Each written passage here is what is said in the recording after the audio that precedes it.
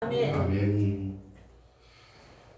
자, 오늘의 말씀은 영적 시각으로 보는 사람, 이러한 제목으로 은혜를 나누고자 합니다. 한번 따라서 해봅시다. 영적 시각으로 보는 사람. 한마디로 얘기하면 육신의 눈 갖고만 살지 말고 영의 눈을 가지고 사는 사람이 되어야 한다라는 내용입니다. 바라옵기는 오늘 이 말씀을 통해서 여러분의 인생이, 여러분의 신앙 노정이 영적인 눈으로만 살아가는 인생이 아니라 하나님이 주신 영의 눈을 가지고 살아가는 복된 인생이 되기를 예수님의 이름으로 축원해 드리겠습니다. 아멘. 아멘. 자, 우리가 눈에 보이는 것들이 있고 보이지 않는 것들이 세상에는 너무나 많이 있습니다. 지금 예배를 드리는 가운데 있는데 지금 여러분들 불을 밝히 비춰주고 있는 형광등이 이 교회 천장에 불을 밝히고 있습니다. 그런데 이 형광등이 저절로 불이 켜지는 것이 아니라 우리의 눈으로는 보이지 않지만 스위치를 올렸을 때 어떻습니까? 보이지 않는 전류가 이 형광등에 흘러서 환하게 불을 밝히는 그러한 결과로 나타난다는 거예요. 전류는 분명 눈에 보이진 않지만 엄청난 힘을 가지고 불을 밝히는 역할을 한다는 것입니다.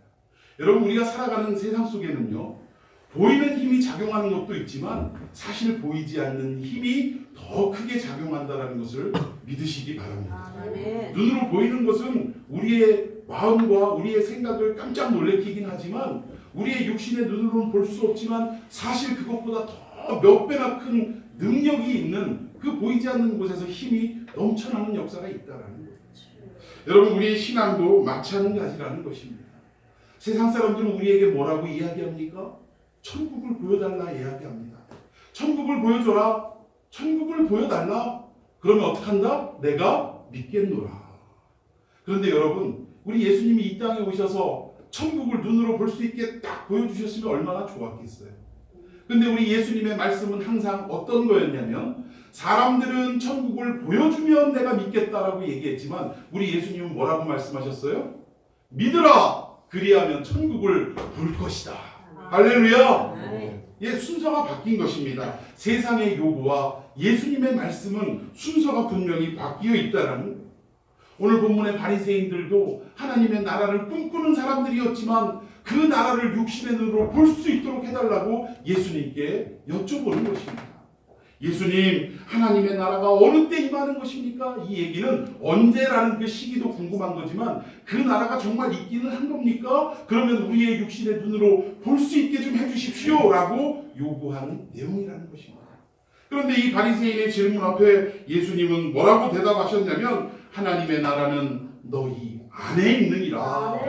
하나님의 나라가 보이진 않지만 이미 우리들 속에 있다라고 말씀하셨다라는 것입니다.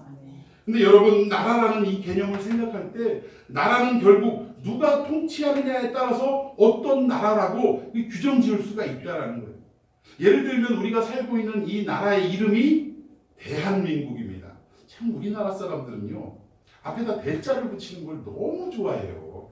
그냥 한국이라고 해도 되는데 땅덩어리는 정말 작은 이 나라가, 지구본에서 보면 잘 보이지도 않는 이 나라가 앞에 큰 대자를 써갖고 대한민국이라고 이렇게 칭하는 것을 너무나 좋아한다는 것입니다. 아무튼 우리 살고 있는 이 대한민국은 어떤 나라냐?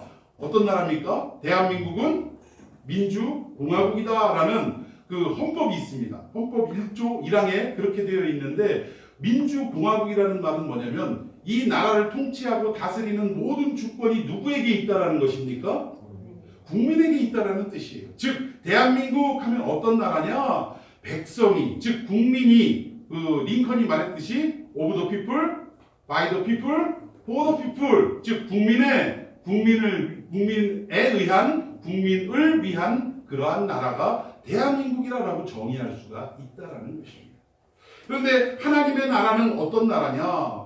뭐 대한민국은 주권이 국민에게 있는 나라가 대한민국이지만 하나님의 나라는 그 주권이 누구에게 있는 나라입니까? 하나님께 있는 나라가 하나님의 나라라는 사실이에요. 즉 누가 다스리느냐? 하나님이 다스리고 하나님이 친히 통치하시는 나라가 하나님의 나라라는 사실이에요. 그러면 그 나라가 어디에 있느냐? 여러분, 어느 한 지명에 있는 것이 아니라 어떤 사람은 사람이 죽으면 우주 공간으로 영혼이 올라가가지고 하나님이 건설하신 뭐 나라가 우주 공간에 있다고 이렇게 얘기하는데 모르겠어요. 제가 하나님 나라를 가보지 않아서 모르겠지만 성경이 말씀하는 하나님의 나라는 그런 어떤 시간과 공간 안에 제약을 받는 그런 나라가 결코 아니라는 것입니다. 그러면 성경에서 말하는 하나님의 나라는 어떤 나라냐면 하나님이 다스리고 하나님이 통치하시는 나라가 하나님의 나라인데 우리가 그 하나님의 다스림을 인정하고 하나님의 통치하심을 받아들이면 누가 하나님의 나라라는 거예요? 우리 자신 각자가 하나님의 나라가 된다는 것입니다. 결국 우리 속에 하나님의 다스림과 하나님의 통치를 인정하면 그 사람이 곧 하나님의 나라가 된다는 사실이에요. 저는 바라옵기는 여러분들이 하나님의 나라가 되기를 축원합니다. 여러분의 가정이 하나님의 나라가 되기를 축원합니다. 하나님의 다스림과 하나님의 통치가 여러분 각자에게 임할 때에 여러분들은 그것을 아멘으로 받아들이고 하나님 저는 하나님의 말씀이라면 순종하겠습니다. 하나님의 명령이라면 따르겠습니다. 받아들이는 하나님의 나라가 되시기를 예수님의 이름으로 축원해 드리겠습니다. 아멘. 여러분 예전에는요 눈으로 보이는 나라만 나라라고 했어요.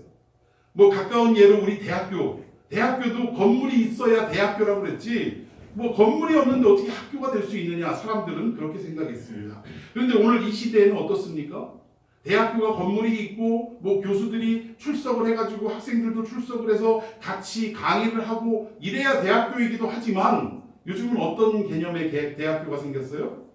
온라인으로 사이버 대학의 개념이 생겼다라는 거예요. 즉 컴퓨터를 통해서 온라인을 통해서 강의를 듣고 공부하고 학점을 이수하는 이 온라인 대학, 사이버 대학이 있다라는 것입니다. 그런데 눈으로 볼 수 있습니까? 건물이 있어요? 교실이 있습니까? 뭐 흔히 여러분들 좋아하는 매점이 있어요? 아무것도 없다라는 거예요. 눈으로 보이는 그 어떠한 매개물은 없지만 그러나 분명히 대학으로 존재하는 것처럼 하나님의 나라도 그렇다는 것입니다. 우리 대한민국처럼 땅덩어리가 있고 건물이 있고 사람들이 있어야만 나라가 되는 것이 아니라 하나님의 나라는 하나님의 다스림과 통치하심이 인정되어지고 받아들여지는 그곳이라면 어느 곳이라도 하나님의 나라가 될 수 있다라는 거예요. 눈으로는 보이지 않지만 그곳이 바로 하나님 나라라는 사실입니다. 그런데 지금 바리새인들은 예수님 앞에 하나님의 나라를 보여달라고 요구하고 있는데 이 바리새인들이 말하는 하나님의 나라는 바로 육신의 눈으로 볼 수 있는 나라를 원했던 것입니다. 여러분들도 잘 알다시피 그 당시에는 로마 정부의 로마 제국의 이스라엘이 속국으로 있었을 때 마치 우리가 일본에게 의해서 일제에 의해서 우리 나라를 빼앗기고 주권을 빼앗기고 통치를 받았고 지배를 받았던 것처럼 로마 정부에 의해서 이스라엘이 지배를 받던 그런 시대입니다. 그러니까 그 나라의 백성들은 항상 무엇이 소원이었냐면 우리나라 사람들도 있죠. 우리의 소원은 뭐였어요? 통일. 근데 그 나라의 소원은 뭐였냐면 오로지 독립하는 거였어요. 누구로부터? 로마 정부로부터. 이 로마 제국으로부터 이 이스라엘이라는 하나님의 백성들이 따로 통치를 받고 다스림을 받을 수 있는 그 나라가 독립되어지기를 간절하게 소원했다라는 것입니다. 오늘 여기에 예수님께 하나님의 나라를 여쭙는 바리새인들은 어떤 나라를 말하냐면 이 로마 정부로부터 하나님의 나라가 임해서 로마를 다 쫓아내고 그리고 하나님의 백성들과 하나님과 영원토록 살 수 있는 육신의 나라, 눈으로 보이는 정말 사람이 통치하는 그 나라, 이 나라가 언제 옵니까? 해방되는 그때가 언제 옵니까? 라고 물어봤다라는 것입니다. 그런데 예수님은 그들의 질문의 내용을 아시고 하나님의 나라는 눈으로 보는 데 있는 것이 아니라 보이지 않는 곳에 있고 또 너희가 하나님의 통치와 다스림을 받으면 너희 안에 이미 하나님 나라가 이루어진 것이다 라고 말씀해 주셨다라는 것입니다. 자, 우리 21절 말씀 다 같이 읽도록 합니다. 시작. 또 여기 있다 저기 있다고도 못하리니 하나님의 나라는 너희 안에 있느니라. 오늘 이 말씀이 여러분에게 임하기를 축원합니다. 하나님 나라가 임할 때 어떤 일들이 있냐면 여기 보니까 여기 있다 저기 있다 라고 말씀하고 있는데 즉 이 말은 뭐냐면요 다수의 의견에 따라서 사람들이 우왕좌왕할 때가 있다라는 얘기입니다. 하나님 나라가 여기 있다 뭐 예를 들어서 이런 겁니다. 성경이 말하는 분명한 하나님의 나라를 제시해주고 있는데 우리 인간들은 그 나라를 기다리지 못해서 각종 자기들의 생각과 사상과 뭐 여러 가지 잘못된 해석들을 덧붙여서 하나님의 나라는 여기에 있습니다라고 이야기하는 경우가 있다라는 거예요. 여러분 우리나라 아까도 설명했지만 지구본으로 보면 우리나라는 잘 보이지도 않는 작은 나라입니다. 그런데 우리나라 안에 내가 예수님이다라고 이야기하는 사람이 이미 돌아가셨거나 은퇴하신 분들 말고 현역으로 지금 뛰고 계시는 분들이 몇 분이나 있냐면, 참 분이라고 표현하기도 제가 참 어색합니다만 그런 사람들이 몇 명이나 있냐면 얼마나 될 것 같아요? 현역, 내가 자칭 예수다, 내가 하나님이다라고 하는 사람들이 몇 명 정도 있을 것 같아요? 우리나라에 몇 명? 이럴 땐 대충 찍어보는 거예요. 몇 명 정도 있을까? 100명? 100명은 너무했다. 이 작은 나라에 현역으로 뛰고 있는 자칭 예수, 자칭 하나님이 40명이 있다고 합니다. 이미 죽은 사람들까지 포함하면 상당한 숫자예요. 이렇게 여기 있다 저기 있다, 하나님의 나라는 뭐 이렇게 있고, 이렇게 우리가 신앙생활을 해야 하나님 나라를 갈 수 있고, 얼마 전 1992년도에 다미 선교회, 즉 다가올 미래 선교회라고 해서 하나님의 나라가, 휴거가 임한다, 재림이 임한다 해가지고 온 사람들이 현혹시키고, 이 나라를 정말 뭐 뉴스데스크에 나올 정도로 정말 시끄럽게 만들고, 그들이 약속한 그 날에, 그 시간에 한 자리에 모여서 열심히 찬양하고 예배를 했건만 결국 예수님의 재림이 이루어졌습니까? 안 이루어졌습니까? 이루어지지 않았다는 거예요. 그런데 그들의 주장이 뭐냐? 하나님의 나라가 지금 뭐라고 얘기하는 거예요? 여기 있다라고 이야기했기 때문에 사람들이 그쪽으로 몰려들었다라는 것입니다. 그런데 이렇게 여기 있다 저기 있다 다수들에 의해서 의견이 분분해지는 이러한 때에 예수님은 뭐라고 말씀하시냐? 다수가 진리가 아니고 또 여러 사람들이 이렇다라고 얘기할 때 그 말을 따를 것이 아니라, 이 진리는 어떤 것이 진리냐? 변하지 않는 것이 진리라는 사실입니다. 한번 하나님이 말씀하신 내용은 이 세상이 없어지는 한이 있어도 결코 변개치 않는 것이 진정한 진리라는 사실입니다. 여러분, 우리는 진리를 뭐라고 얘기하냐면 해가 동쪽에서 떠서 서쪽으로 지는 것을 진리라고 이야기합니다. 그러나 엄밀히 말해서 해를 창조하신 것도 하나님이시고 또 그 해를 창조하셨으니 없애실 수 있는 분도 하나님인 것을 믿으시기 바랍니다. 즉 무슨 말이냐? 우리가 여태까지 인간의 삶 속에서, 이 수천 년의 삶 속에서 해가 동쪽에서 뜨고 서쪽에서 지는 것을 봤기 때문에 그것을 진리라고 하지만, 하나님의 뜻이 머물러서 해를 잠시 붙들어 놓거나 아니면 하나님이 지구를 거꾸로 돌려버리신다면, 그렇다면 해가 동쪽에서 떠서 서쪽으로 지는 것은 영원한 진리가 될 수가 없다라는 사실이에요. 그러나 진정한 진리는 뭐냐? 하나님의 유일하신 변하지 않는 그 말씀만이 참된 진리임을 믿으시기 바랍니다. 근데 사람들은 다수가 주장을 하고 다수가 큰 소리를 높이면 그것이 진리라고 생각하고 그쪽을 따라간다라는 것입니다. 근데 예수님은 그러지 말라라는 거예요. 다수의 주장이 진리가 아니고 변하지 않는 그 한 가지, 오직 예수 그리스도 하나님만이 진리라는 것을 분명하게 말씀하고 있다라는 것입니다. 여러분, 지난주에 말씀드렸던 10명의 나환자 사건을 기억하십니까? 10명의 나환자들이 예수님의 명령 따라 제사장에게 몸을 보이기 위해서 가는 도중에 어떻게 됐어요? 10명 다 나음을 입었다는 거예요. 그런데 예수님께 다시 돌아와서 감사를 드리고 영광을 돌린 사람은 몇 사람이었습니까? 한 사람뿐이었다라는 거예요. 여기에서 볼 때 10명 중에 9명은 다수입니다. 다수는 병이 나았음을 깨닫고 그동안 떨어져 있던 사랑하는 가족들에게 달려가고 싶고 자기의 병이 나았음을 기뻐하며 주변 사람들에게 알리고 싶은 마음에 예수님께 돌아와 감사를 드리고 영광을 돌리는 것을 잊어버렸다는 거예요. 그런데 이 다수의 의견을 따라갔다면 완전한 치유는 한 사람도 이루어지지 않았을 것입니다. 그런데 소수이지만, 단 한 사람이지만, 그것도 사마리아 사람이었지만 그 사람만이 병이 나았음을 알고 이 병을 낫게 하신 분이 예수 그리스도임을 알고 다시금 예수님께 달려와서 내 병이 나았나이다 주님께 감사하고 영광을 돌렸을 때 비록 소수의 의견이었지만 그 소수가 참된 진리이며 완전한 치유인 영혼의 구원까지 받는 역사를 일으켰다라는 사실입니다. 여러분, 살아가면서 많은 사람들이 이것이 옳다 저것이 옳다 이야기할 때 여러분들은 그 사람들의 의견 속에 흔들리지 마시고, 갈대처럼 이리 흔들렸다 저리 흔들렸다 하지 마시고, 오직 변치 않는 하나님의 말씀을 붙들고, 비록 소수의 모임이고 아니면 나 혼자만의 뜻이라 할지라도 이것이 하나님의 말씀이다라고 하면 그 말씀만을 붙들고 나아가는 여러분이 되시기를 예수님의 이름으로 축원해 드리겠습니다. 여러분, 이런 말을 제가 자주 합니다. 대세를 따르지 말고 뭘 따르라고요? 하나님의 의를 따르라. 아멘. 여러분, 세상은요 다수들이 대세다라고 이야기하면서 이렇게 사는 것이 행복한 길이고 이렇게 사는 것이 참된 길이다라고, 특히 웰빙이다라고 이야기를 합니다. 그러나 하나님은 그렇게 말씀하지 않습니다. 세상의 흐름대로 대세를 따를 것이 아니라 수천 년이 지나도 이 진리는 변치 않고 하나뿐이니 그 말씀을 붙들고 살아가면 너희들에게 진정한 행복, 또 영원한 하나님의 나라가 임하게 될 것이다 라고 분명하게 말씀해주고 있다라는 사실이에요. 사랑하는 성도 여러분, 대세를 따르지 않고 대의를 붙들고 살아가는 여러분들이 되기를 예수님의 이름으로 축원해 드리겠습니다.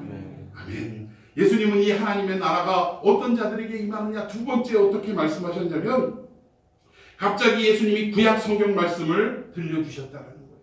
어떤 말씀을 들려주셨느냐, 성경을 한번 읽도록 합니다. 본문의 27절부터 29절까지입니다. 함께 읽습니다. 제가 한 절 읽고 교독하도록 합니다. 노아가 방주에 들어가던 날까지 사람들이 먹고 마시고 장가들고 시집가더니 홍수가 나서 그들을 다 멸망시켰으며 또 롯의 배들이 사람들이 먹고 마시고 사고 팔고 심고 집을 짓더니 함께 읽습니다. 롯이 소돔에서 나가던 날에 하늘로부터 불과 유황이 비오듯 하여 그들을 멸망시켰느니라. 아멘. 여기 보면 노아의 방주 사건과 또 소돔성에 살고 있던 롯의 사건을 지금 예수님이 언급하셨어요. 그런데 이 두 사건 다 결국은 뭐였습니까? 어떻게 됐더라? 멸망하더라. 멸망된 이 두 가지의 사건을 예수님이 말씀하셨다라는 거예요. 왜 그들이 멸망을 당하고 왜 그들이 심판을 당했을까? 오늘 본문에 보니까 읽었던 27절에서 29절 보니까 먹고 마시고 장가들고 시집가고 노아 때도 팔고 사고 심고 집을 짓고 뭐 이렇게 살았다라는 거예요. 여러분, 이렇게 사는 것이 잘못된 겁니까? 여러분, 우리 인생이라는 게 뭐예요? 우리 인생이라는 게 뭐 심하게 얘기하면 먹고 살자고 사는 거, 일하는 거, 이게 인생 아닙니까?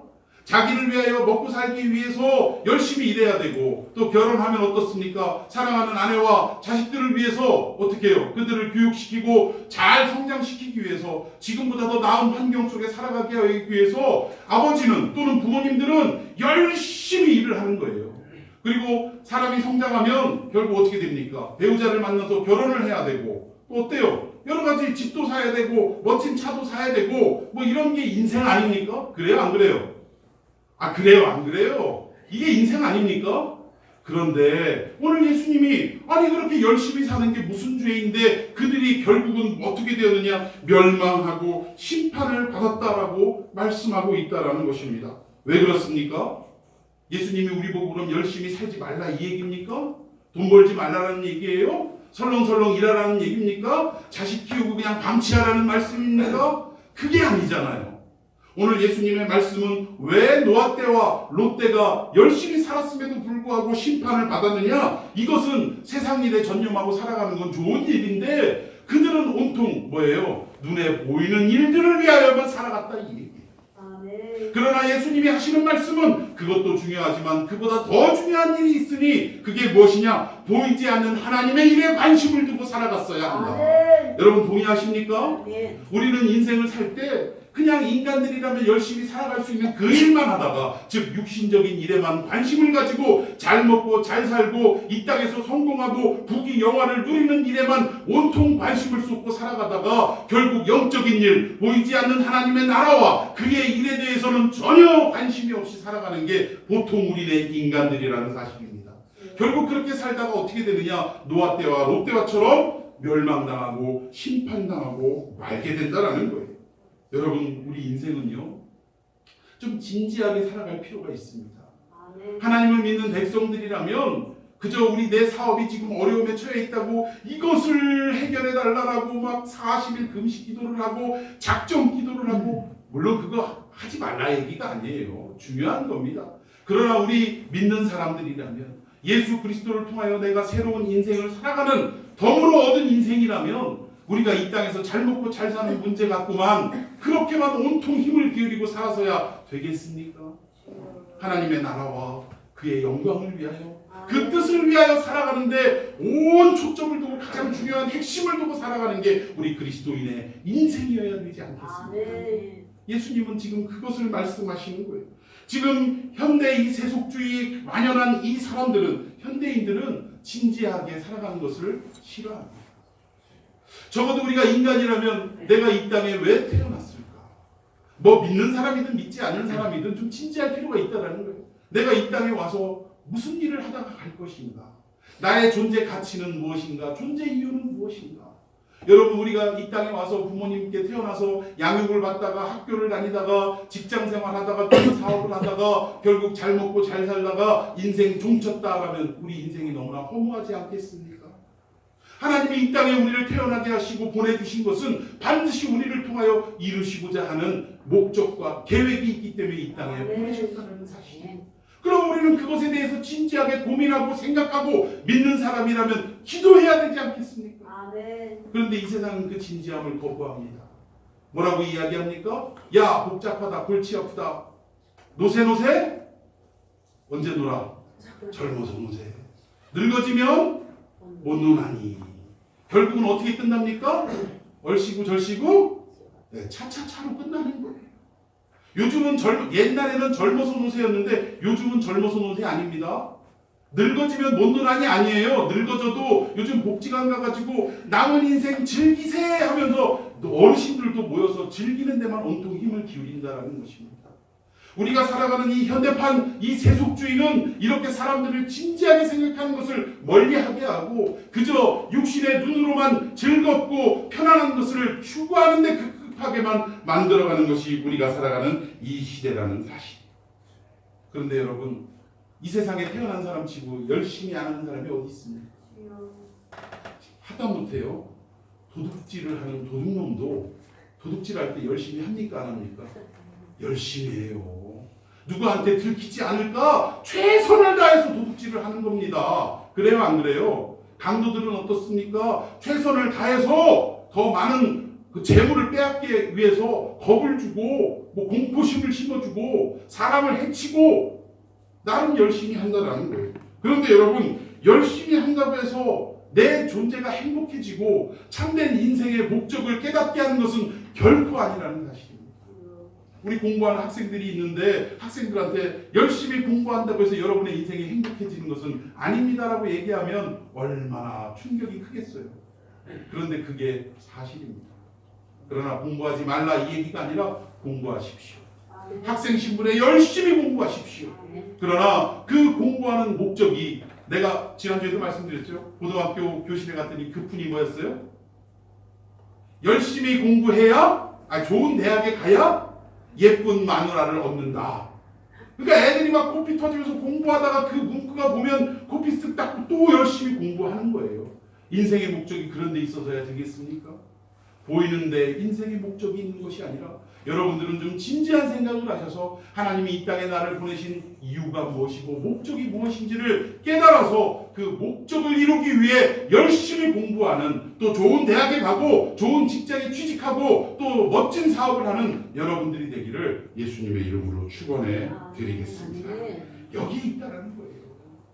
자꾸 우리가 너무 가볍게 생각하고 그럴 것이 아니라 좀 진지함을 가지고 그렇게 바라보고 살아가야 한다는 것입니다. 여러분, 롯의 때와 같이 또 노아의 때와 같이 사람들은 열심히 살았지만 그것으로 진정한 행복을 주지는 않더라 이 얘기예요. 여러분, 지난 2010년도 지금부터 약 7년 전이죠. 중국의 공산당 인민일보에서 이 중국 역사상 1000년 전부터 시작해서 현대까지 이르러서 역사상 가장 돈 많이 벌었던 사람이 누구인가 순위를 먹였다라는 것입니다. 근데 1등은 뭐 말할 수도 없는 사람인데 여기 2등을 한 사람이 제 마음에 딱 와서 제가 한번 좀 조사를 해봤어요. 이 사람이 누구냐면 화신이라는 사람입니다. 중국 청나라 때 사람이고 1750년에 태어나서 1799년에 목숨을 달리한 사람입니다. 유명을 달리한 사람이에요. 근데 이 사람이 어떤 사람이냐면 중국 청나라 때 이 건륭 황제에게 눈에 들어서 26살에 행정공무원으로 등극을 합니다. 그런데 어떤 사람으로 일을 했냐면 이 황제의 측근에서 최측근에서 일을 하는 수행비서와 같은 역할을 했다라는 거예요. 26살에 그 일을 감당했다면 이 굉장히 빠른 출세입니다. 그리고 26살에 엄청난 권력, 황제의 최측근에서 모든 일들을 관장하다 보니까 엄청난 권력을 손에 쥘 수 있었다라는 거예요. 이 26살 때부터 시작해서 뭐 20년 동안 뭐 32살에 본격적으로 막 높은 지위에 올라가가지고 한 20년 동안을 열심히 왕도 아니죠, 황제죠. 황제의 총애를 받으면서 그 보이지 않는 곳에서 참 부정부패를 막 일삼아가지고 엄청난 재물을 긁어 모았다라는 것입니다. 그런데 이 사람이 황제의 사랑을 얼마나 받았든지 황제가 그 사실을 다 알고 있었어요. 그런데도 불구하고 이 황제가 눈을 감아줬다라는 거예요. 왜? 그 화신이 쉽게 얘기하면 어린 적부터 뭐 동네 친구, 그렇죠? 어깨동무 친구 뭐 이런 것처럼 너무나 가까웠기 때문에 그를 너무나 사랑해서 그가 잘못한 것을 알면서도 용서해주고 눈 감아줬다라는 것입니다. 그런데 결국은 걸륭 황제가 죽게 되었다라는 거예요. 나이 들어서 죽게 되고 이 화신은 왕이 죽었으니, 황제가 죽었으니 그동안 총애받던 모든 힘과 권력을 잃게 될 것이다 라고 두려워하고 걱정을 해야 되는데 이 사람은 어떻게 생각했냐면 걱정 없다. 왜 걱정이 없어요? 그동안 내가 쌓아놓은 재물이 엄청나기 때문에 이 재물을 가지고 얼마든지 나를 위협하는 세력들을 다 무마시킬 수 있다라고 착각하고 살았다는 거예요. 결국 황제가 죽고 난 뒤에 15일 만에 태자가 등극을 해서 황제가 됐는데 이 황제가 새로 등극한 황제가 태자 때부터 이 화신이 하는 짓을 못마땅하게 됐던 거예요. 부정부패를 일삼고 돈을 모으기 위해서 별의별 수단을 다 쓰는 이 화신이 못마땅했는데 황제가 되자마자 15일 만에 어떻게 됐느냐, 이 화신을 처형해버리고 그의 가족들도 다 몰살해버리고 그가 가지고 있던 재산을 전부 다 국고로 압수를 했다라는 것입니다. 압수를 했는데 그 양이 얼마나 됐냐면 당시 청나라 세금 1년치 세금 거두는 거에 10배, 즉 10년치의 세금을 맞먹는 그러한 재물이었다는 거예요. 여러분 지금 우리나라 대한민국 중국 땅과는 비교할 수 없는 작은 나라입니다. 그런데 1년 예산이 얼마입니까? 세수 걷어들여야 될 1년 예산이 한 400조 됩니까? 한 400조 정도, 1년에 400조 정도 되는데 여러분 10년치라고 하면 얼마예요? 4천조예요. 그런데 그것이 우리나라 안에서 있었던 일이 아니라 중국에서 있었던 일이라고 할 때는 그 재물의 양이 그것보다 훨씬 많았을 거라는 거예요. 4천조를 뛰어넘는 엄청난 이 부정부패를 통한 재물을 축적한 이런 사람이 화신이었다라는 것입니다. 결국 이 화신은 자기가 쌓아놓은 이 재물을 가지고 평생토록, 아니 영원토록 행복하게 살 수 있을 거다라고 생각했지만 결국 왕이 바뀌고 나서부터 15일 만에 결국 목숨을 빼앗기고 가진 재물을 다 잃어버리는 이러한 삶을 마감하고 말았다라는 거예요. 여러분 이 세상에 보이는 것들은 잠시 우리의 눈을 행복하게 하고 우리의 육신은 행복하게 할지 모르지만 영원한 행복을 가져다주는 매개체는 절대 아니라는 사실입니다. 그런데 우리는 그것을 얻기 위해서 전심전력을 다하고 살아간다는 사실이에요. 여러분 기독교는 절대 우리에게 가난하라라고 명령하지 않습니다. 가난하게 살아야 미덕이다라고 이야기하지 않는다라는 것입니다. 그러면 기독교가 말하는 것은 우리의 삶의 패턴을 어떻게 하라 이렇게 말씀하냐면 하나님이 축복하시고 재물의 복을 주시면 마음껏 누리고 살아갈 수 있는 것이 기독교인 줄로 믿습니다. 그러나 우리가 얼마든지 주신 축복을 가지고 누리고 살 수는 있으나 우리의 육신만을 위하여 살아가는 것이 아니라 결국 우리의 영혼의 눈으로 이 세상을 바라봐야 되고 결국 우리에게 물질을 주신 이유는 무엇이냐? 첫 번째는 하나님의 나라를 위하여 아낌없이 사용하라고 헌신하라고 주신 것이고 둘째는 어떻습니까? 우리 주변에 힘겹게 살아가고 어렵게 살아가는 이웃들을 구제하라고 나누고 섬기라고 우리에게 이 모든 물질의 복을 허락해 주셨다라는 사실이에요. 우리가 그러한 마음을 가지고 우리가 정말 신앙적인 어떤 생각을 토대로 우리가 하루하루 살아갈 때 우리의 신앙이 점점 성숙해지는 줄로 믿으시기를 바랍니다. 여러분 진지하게 인생을 살아라고 그랬더니 여러분들 너무나 진지해지셔가지고 지금 아멘도 잘 안 하시잖아요. 근데 뭐 그럴 필요는 없잖아 지금. 예?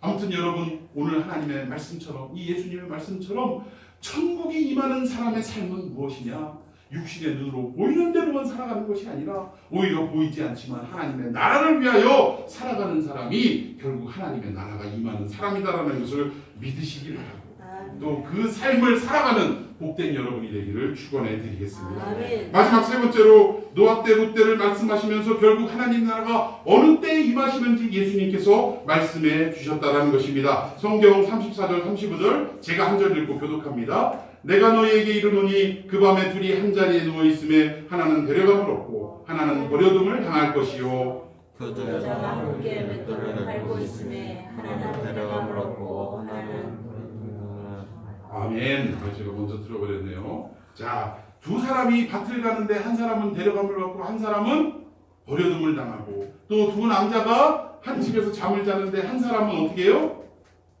데려감을 입고 한 사람은 버려둠을 당했다라고 이때 하나님의 나라가 임하시는 것이다 라고 예수님이 말씀하셨다라는 것입니다. 이 내용은 무슨 말이냐면 여기 보면 두 남자가 함께 일하고 또 함께 잠들었다라는 것을 볼 때 이 두 남자의 관계는 무엇일까요? 두 남자인데 부부겠어요 설마? 예, 모르긴 몰라도 가족일 것입니다.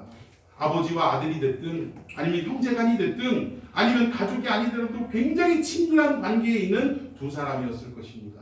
그런데 그럼에도 불구하고 한 사람은 데려감을 입고 한 사람은 버려둠을 당하고 또 여자들도 어떻습니까? 둘이서 함께 밭을 갈고 있는 사이인 걸 볼 때 둘이 아무튼 굉장히 친근한 사이라는 거예요.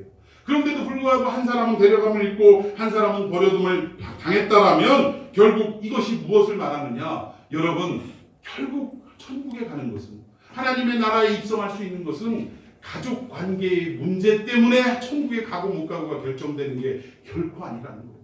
좀 더 쉽게 말씀드릴까요? 우리 아버지가 목사라고 해서 나는 당연히 천국 갈 수 있다라고 생각하는 건 착각 중에 착각이라는 사실입니다. 내 마누라가 신앙이 좋아서 나는 우리 마누라 치맛자락만 붙들고 가면 천국에 갈 수 있다라고 생각하는 것, 이것은 잘못된 오해라는 거예요. 우리 어머니가 권사님이신데 나를 위해서 새벽부터 눈물 뿌려 기도하고 나는 교회를 나가지 않지만 나를 위해서 하나님 앞에 기도한 시간이 얼만데 나는 우리 어머니 기도 때문에라도 천국에 갈 수 있다라고 생각하는 건 잘못된 생각이라는 것을 예수님은 지금 말씀하고 있다는 것입니다. 그러면 우리가 천국에 가는 조건은 뭐예요? 오직 예수 그리스도를 믿고 그를 영접할 때 천국의 백성이 될 수가 있다는 사실입니다. 이 말은 우리가 인간관계 또는 가족관계가 돈독하다고 해서 천국 가는 것이 아니라 누구와의 관계가 명확하게 이루어져야 되느냐? 살아계신 하나님과의 관계가 분명하게 정립이 되어 있을 때 그때 비로소 천국에 갈 수 있는 주인공이 된다는 거죠. 그런 사람에게 하나님의 나라가 임한다라는 것입니다. 여러분 믿으십니까? 우리는 자꾸 인간들 사이에서의 관계를 개선시키려고 노력은 많이 합니다. 또 우리가 이 땅을 살아가면서 인간들과의 관계도 좋아야 되겠죠. 그러나 인간 관계보다 더 중요한 게 있는데 그건 하나님과의 관계라는 것입니다. 여러분 인간 관계는요 아무리 좋게 맺어봐야 어떻습니까? 내가 이 땅에 눈 뜨고 살아가는 그때까지만이라는 거예요. 그런데 천국에 가는 문제는 이 땅에서 눈 뜨고 살아갈 때만 끝나는 게 아니라 하나님과의 이 관계는 그 죽어서까지도 우리의 영혼이 하나님 나라에 가는 그 순간까지도 이 관계가 유지될 때 비로소 천국에 입성할 수 있다는 것입니다. 그럼 무엇이 더 중요합니까? 세상 사람들과의 관계, 가족과의 관계가 중요합니까? 그보다 더 하나님과 나 사이의 관계가 더 중요하겠습니다. 여러분 하나님과의 관계가 오늘 다시금 정립되는 이 시간이 되기를 축원해 드리겠습니다. 여러분 각자의 신앙이 분명해질 때 천국 백성이 될 수 있다는 것입니다. 여러분 결코 목사와 친근하다고 해서 저하고 친하게 지내고 제 사역을 옆에서 돕는다고 해서 절대 천국 가는 거 아닙니다. 여러분의 개인의 신앙이 하나님과의 관계가 명확해지고 그를 나의 구주로 믿고 나의 영원한 주인으로 받아들일 때에 비로소 여러분들은 천국의 주인이 될 수가 있다는 사실입니다. 여러분 오늘 육신의 눈으로 보면 하나님 나라는 결코 보이지 않는다는 거예요. 그런데 그 나라는 우리 안에 있다라고 말씀하셨는데 그것이 어떤 사람에게 있느냐? 결국 뭐예요?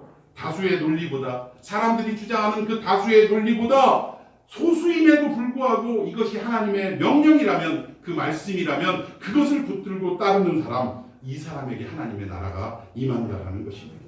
두 번째로는 이 세상의 풍요로움보다 즉 육신에 잘 먹고 잘 살고 성공하는 인생을 생각하는 것보다 영원한 생명 보이지 않는 하나님의 구원을 꿈꾸는 이러한 사람에게 하나님의 나라가 임한다라는 것입니다. 그리고 마지막으로 사람의 관계보다는 하나님과의 관계, 즉 나의 신앙이 명확하게 정립이 될 때 비로소 그 사람에게 하나님의 나라가 임한다는 것입니다. 사랑하는 성도 여러분, 오늘 하나님의 통치가, 오늘 하나님의 다스림이 여러분 안에 있기를 바랍니다. 아멘. 그 통치와 다스림을 인정하고 받아들이는 여러분의 인생이 되기를 축원합니다. 아멘. 그때 여러분의 인생은 하나님의 나라가 되고, 더 나아가 그런 가정을 꾸미고 살아간다면 그 가정이 하나님의 나라가 되고, 이 교회가 하나님의 나라가 되고, 더 나아가서 이 지역이 하나님의 나라가 될 것을 믿습니다. 아멘. 그 하나님의 나라를 일구는 저와 여러분이 되기를 예수님의 이름으로 축원해 드리겠습니다. 아멘. 기도하십시다.